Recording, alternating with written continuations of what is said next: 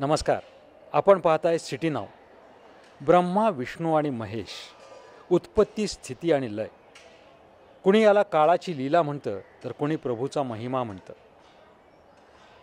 या साऱ्याला व्यापून असलेली शिवशक्ती, शंकर महादेवांच्या पाठीमागं असणारी पराशक्ती, हा सगळा शक्तीचा पसारा.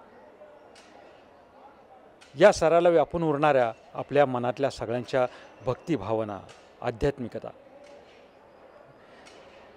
शिवशंभूंच्या प्राचीन मंदिरांचं दर्शन आम्ही आपल्याला घडवतोय. आज मी आलोय पुण्यातल्या सारसबागेजवळच्या पिंपळेश्वर मंदिर या ठिकाणी. आज इथे आपल्याला हे भव्य मंडप, ही बांधकाम, पाठीमागे असणाऱ्या संरक्षक भिंती, झाडांच्या भोवतीचे असणारे संरक्षक कठडे, हे सगळं पाहायला मिळेल. पण काही वर्षांपूर्वी या ठिकाणी काहीही नव्हतं. 2 घनदाट वृक्ष आणि पाठीमागे असलेलं पिंपळेश्वराचं मंदिर. नेहरू स्टेडियमच्या दारामध्ये उभं राहिलं की रस्त्यावरून हे मंदिर दिसायचं. त्यावेळी वाहनांचा कोलाहल नव्हता किंवा ही इमारतींची गजबज देखील नव्हती. पण या वाहनांच्या कोलाहलामधून सुद्धा या ठिकाणी आल्यानंतर जाणवणारी ही एक प्रसन्नता, एक विलक्षण शांतता मनाला एक वेगळी अनुभूती देऊन जाते. अशाच मंदिरांचं दर्शन आम्ही आपल्याला घडवतोय. ही ऐतिहासिकता, ही प्राचीनता आपल्यापर्यंत पोहोचवण्याचा आमचा हा प्रयत्न आहे. इथे असणारी ही काळभैरवाची मूर्ती. काळभैरव याला शंकर महादेवांच्या सैन्याचा सेनापती मानलं जातं. श्री क्षेत्र उज्जैन इथं काळभैरवाचं एक वेगळं मंदिर आहे.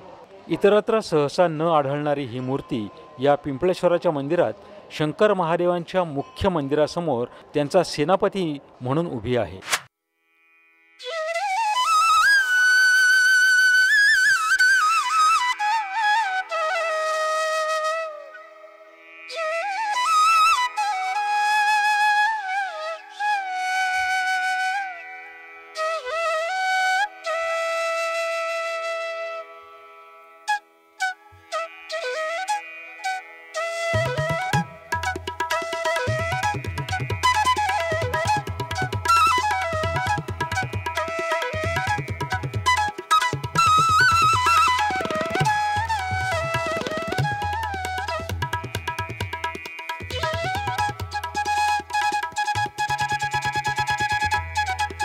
माझं नाव प्रियंका जाधव.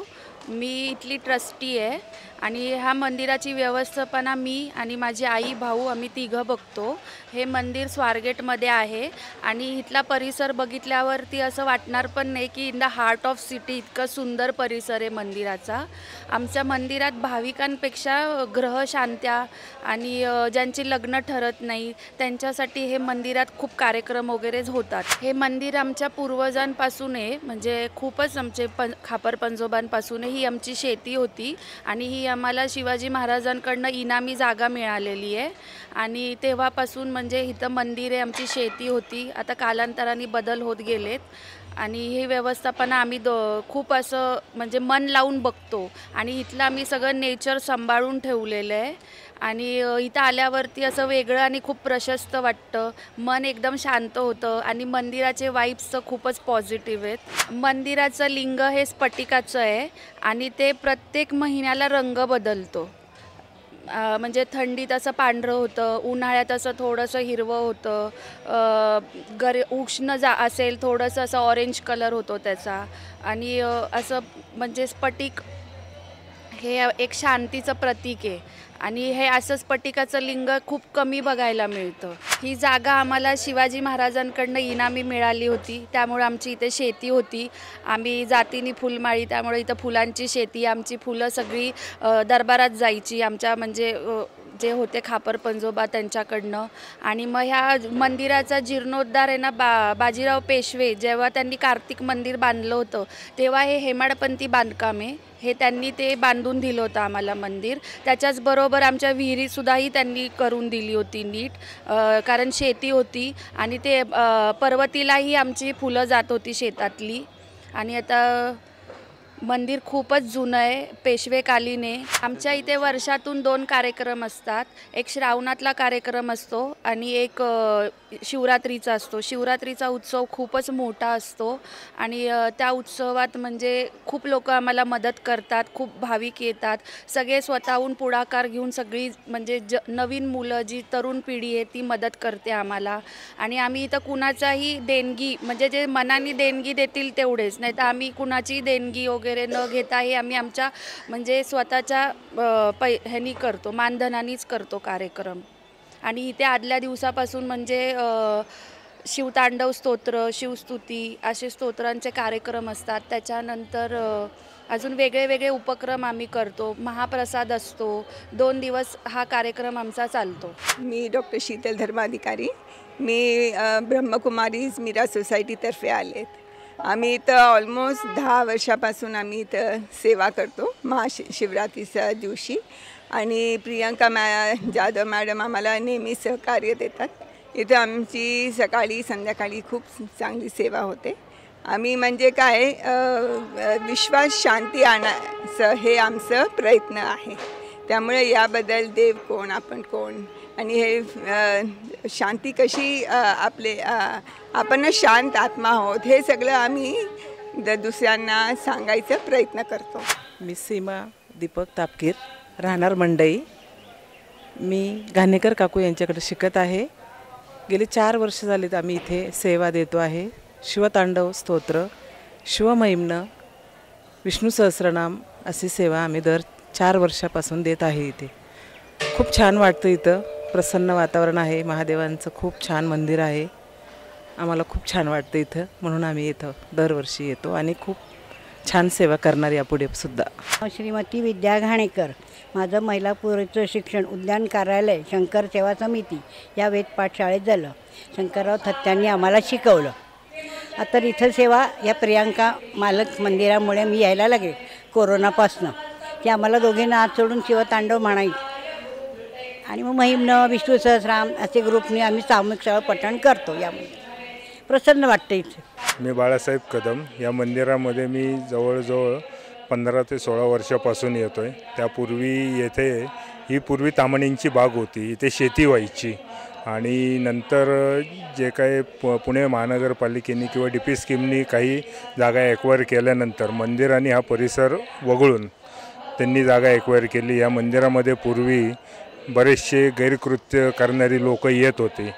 त्यांना गेल्या 7 ते 8 वर्षामध्ये आम्ही महानगरपालिकेच्या मदतीने किंवा पोलिसांच्या मदतीने आम्ही इथली गैरकृत्य बंद केली. आणि आता इथे पूर्वी पिंपळाची झाडं होती म्हणून या महादेवाला पिंपळेश्वर महादेव मंदिर म्हणतात. आणि आत्ता जे तुम्ही बघता आहात मंदिरामध्ये जे थोडंसं डेव्हलपमेंट वगैरे केलेले आहेत या आम्ही गेल्या 7 ते 8 वर्षामध्ये केलेले आहेत. जसं आम्हाला जसं जमतं आहे आम्ही कोणाकडनं ह्याबद्दल काही निधी घेत नाही. आम्ही फक्त आमच्या फॅमिलीकडनंच हे डेव्हलपमेंट चालू आहेत. जसे हळूहळू जसं जमेल तसं आम्ही करतो. नमस्कार, माझं नाव गणेश राजेंद्र खाडे. मी मंदिरात गेले एक 5 ते 6 वर्षापासून म्हणजे लॉकडाऊनच्या आधीपासून येत होतो. पण लॉकडाऊनमध्ये मंदिर बंद असल्यामुळे महादेवांची सेवा करायचा योग आला नाही. पण नंतर लॉकडाऊनमध्येच दादांची आणि आमची भेट झाली. प्रकल्प तामाने आणि प्रियंका जाधव यांची भेट झाली. तर ते बोलले की तुम्ही मंदिरात येऊ शकता सेवेला. पण त्यानंतरून माझी सेवा चालू झाली मंदिरात. आणि सेवा करत असताना एक प्रचिती अशी आली की जेवढे पण नेगेटिव्ह थॉट्स किंवा बाबा वेगवेगळ्या गोष्टी ज्या घडत होत्या किंवा बाबा एक स्पिरिच्युअल म्हणतो ना आपण किंवा बाबा एक दैविक शक्ती आपल्या पाठीमागं आहे असं जाणू लागलं. आणि मंदिराचा महिमा खूप मोठा आहे. सुमारे मंदिराचा इतिहास हा 300 ते 400 वर्ष जुना आहे. पेशवेकालीन मंदिर आहे. आणि मंदिरात हे लिंग जे आहे ते विष्णुलिंग आहे. आणि मंदिरात महाकालीचं पण मंदिर आहे, गोरक्षनाथांचं पण मंदिर आहे, भैरवनाथांचं पण मंदिर आहे, मारुतीचं पण मंदिर आहे. आणि तसंच एक मंदिराचा इतिहास म्हणजे असा आहे की मंदिराला एक प्राचीन विहीर पण आहे. आणि मंदिरामध्ये जे पूर्वी जे साधू संत होते ना, जे मंदिराची सेवा करायचे त्यांच्या समाधी आहेत 2 मंदिरात. सुमारे नाही म्हणलं तरी हा परिसर खूप शांत आहे आणि खूप ऊर्जा देणारा परिसर आहे. म्हणजे इथं आलं की माणूस एकदम शांततामुक्त, म्हणजे टेन्शन बिन्शन काय असेल सगळं विसरून निवांत काम करतो. नमस्कार, मी आशिष साबळे पाटील, राहिलं याच भागात स्वारगेट भागात आहे.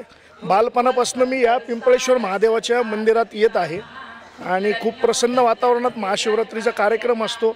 लहानपणापासून इथं येतो आहे, पूजा अर्चा इथला एक सेवेकरी म्हणून येऊन सेवा करत असतो. खूप आम्हाला चांगली महादेवाची इथली अनुभूती आहे.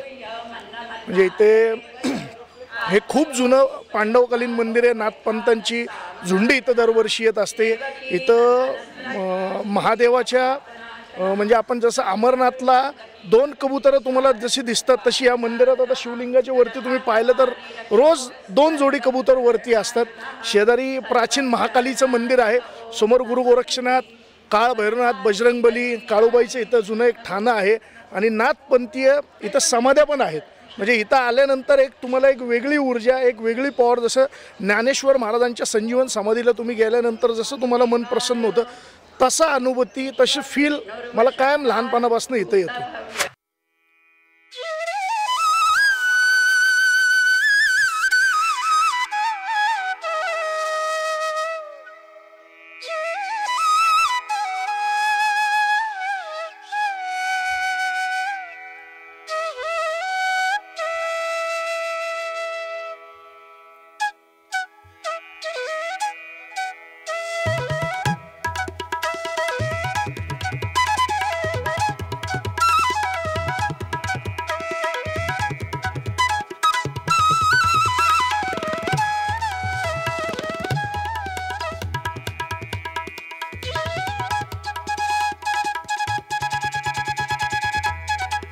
पुणे शहरातली ही प्राचीन मंदिरं आणि या प्राचीन मंदिरांचा इतिहास, त्यांच्या परिसरात गेल्यानंतर येणाऱ्या विलक्षण अशा अनुभूती, हे सगळं आम्ही सध्या अनुभवतो आहे.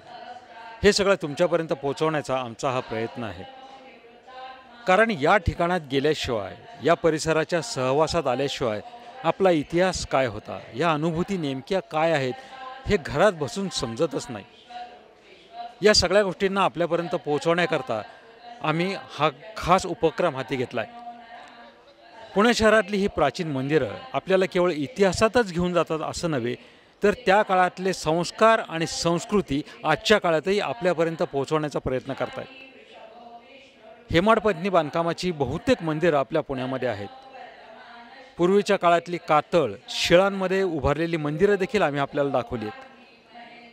हे दगड ना दगड त्या काळापासून काय काय झेलत आलेत, काय काय अनुभवत आलेत, त्यांच्या कहाण्या ऐकायला या मंदिरातच यावं लागतं. अन्यथा इथून 50 फूट अंतरावर असणारा वाहनांचा कोलाहल इथे आल्यानंतर ऐकूसुद्धा येत नाही. ही विलक्षण किमया या ठिकाणी येऊन अनुभवावीच लागते. अशाच वेगळ्या अनुभूती पुन्हा पुन्हा अनुभवण्यासाठी आम्ही आपल्याला घेऊन जाणार आहोत पुढच्या मंदिरात. पुन्हा भेटूया पुढच्या मंदिरात. आज इथेच निरोप घेऊया. नमस्कार.